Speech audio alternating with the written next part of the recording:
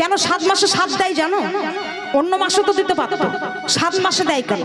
বলছে 7 মাসে ওই সন্তানের শ্রুতি শক্তি ফিরে আসে, মায়ের গর্ভে ওই সন্তান বসে মা যা করে ও শুনতে পায়, ওর শ্রুতি শক্তিটা ফিরে আসে। তাই ওই 7 মাসে আগেরকার দিনে কি করতো, মেয়ে গর্ভবতী হলে বাড়িতে নিয়ে এসো, সাধুগুরু বৈষ্ণব ডেকে আনো, ভাগবত পাঠ করো, গীতা পাঠ শোনাও, মহাবিষ্ণুর প্রসাদ তৈরি করো, সেই প্রসাদ মাকে দিয়ে সাধ দাও, সেই সন্তান হবে বিশুদ্ধ কৃষ্ণ ভক্ত।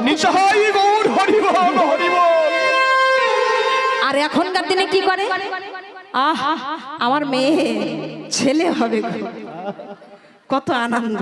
তা মেয়ে ছেলে হবে, মেয়ে বাড়িতে এনে কি করছে, গ্রামের লোক নিমন্ত্রণ করছে, আত্মীয় স্বজন নিমন্ত্রণ করছে, পোলট্রির মাংস খাসির মাংস দিয়ে মায়ের স্বাদ দিচ্ছে। তা যেমন পোলট্রি খাসির মাংস দিয়ে মায়ের স্বাদ দিচ্ছে, আর সন্তানগুলো কেমন হচ্ছে দেখেছো, সব পোলট্রি মার।